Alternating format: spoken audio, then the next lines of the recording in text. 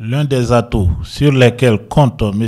Alassane Dramane Ouattara pour espérer se maintenir à la tête de l'État de Côte d'Ivoire, pour espérer confisquer le pouvoir d'État en Côte d'Ivoire, c'est bien sûr la division de l'opposition politique.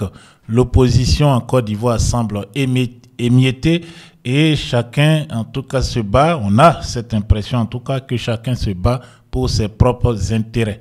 Ainsi, la gauche, les partis traditionnels de gauche qui étaient réunis autour du président Laurent Gbagbo, ce qu'on a appelé à l'époque la LMP, la majorité présidentielle, aujourd'hui, ce sont plusieurs petits partis, souvent sans représentation nationale, qui se battent aussi pour avoir ne serait-ce qu'un pan de pouvoir. Ainsi, le MGC de l'ex-première dame, Mme Simone Veil Gbagbo, le COGEP de Charles Blé Goudé, l'ex-chef des jeunes patriotes, le leader de Mamadou Coulibaly, ou encore l'URD et bien d'autres partis politiques aujourd'hui se battent pour avoir un peu plus donc de représentation nationale, avoir des élus, des représentants, mais aussi pourquoi pas être plus important, par exemple en ayant donc un nombre de voix important à l'élection présidentielle à venir. Au niveau de la droite, les partis politiques de droite tels que le PDCI-RDA ont aussi à leur côté d'autres petits partis. Voilà, des partis et sans oublier aussi le fait qu'au sein même des formations politiques, dans ce cas du PDCI-RDA, il y a des dissidences, comme le cas de Jean-Louis Billon, qui a décidé d'être candidat à la convention, ce qui est son droit, mais qui ici prend de la mauvaise des manières en dénigrant la direction actuelle du parti, en se désolidarisant lorsqu'il y a des actions sur le terrain à entreprendre. Par exemple, pendant la révision de la liste électorale, M. Bion était absent pendant qu'il animait des meetings où il annonçait qu'il sera candidat à l'élection présidentielle. M. Alassane Dramane Ouattara compte sur cela et il y a des divisions qui sont d'ailleurs créées par lui ou ses proches pour donc espérer garder le pouvoir, confisquer le pouvoir, un argument qui serait recevable par ses ex-alliés qui aujourd'hui se détournent de lui, les Occidentaux, mais aussi qui pourrait justifier une fraude électorale. Les Ivoiriens se prononcent, appellent les leaders de l'opposition à s'entendre et à marcher main dans la main afin de libérer la Côte d'Ivoire de la souffrance de la dictature et aussi permettre que la réconciliation nationale soit une réalité dans le pays. Écoutons.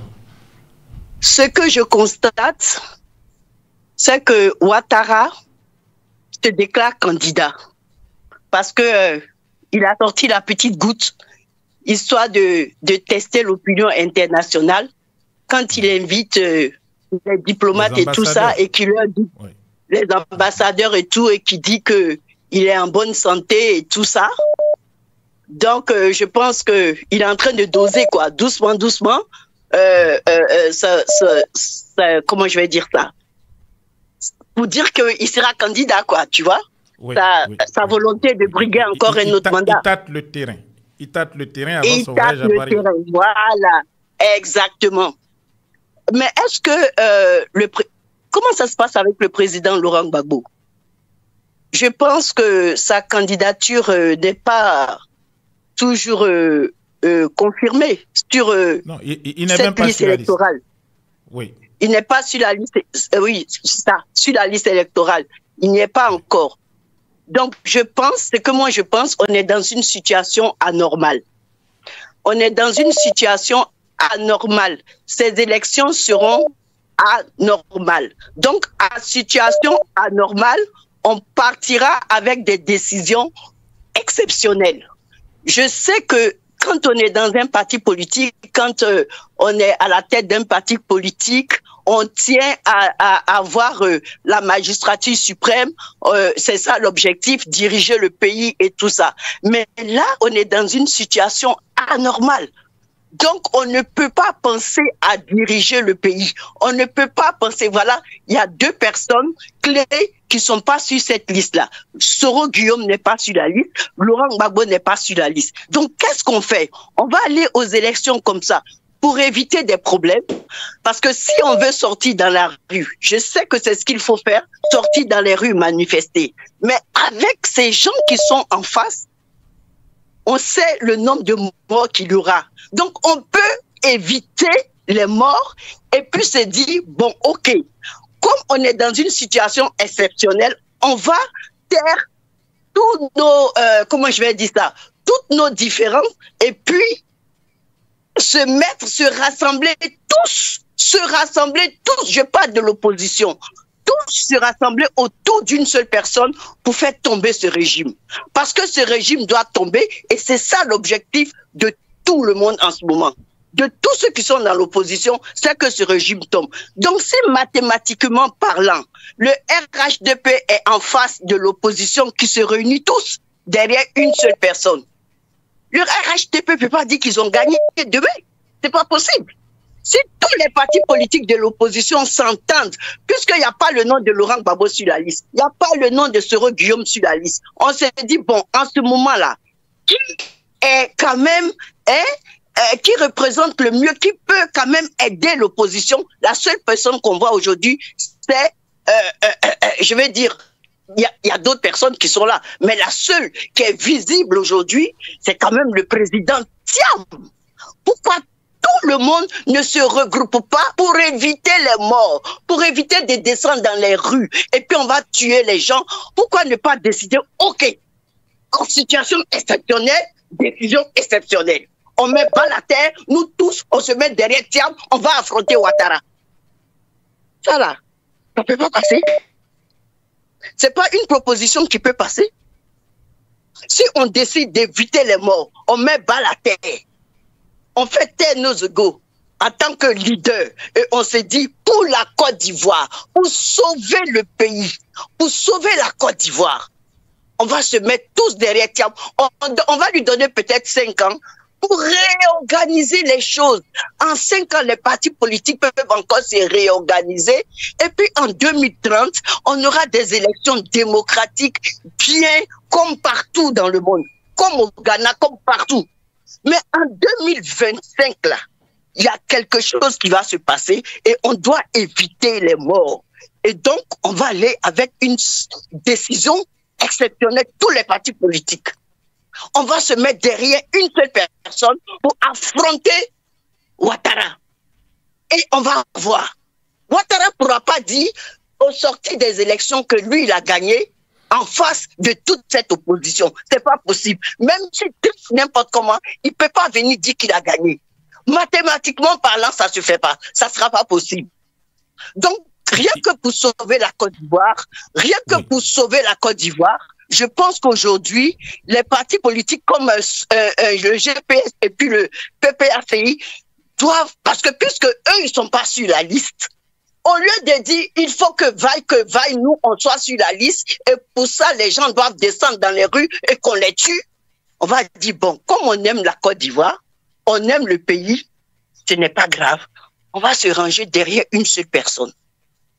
Ça peut être Madame, je m'en fous même, ça peut être Madame Simone Gbagbo, ça peut être Madame Danielle Claverie, ça peut être je ne sais pas qui.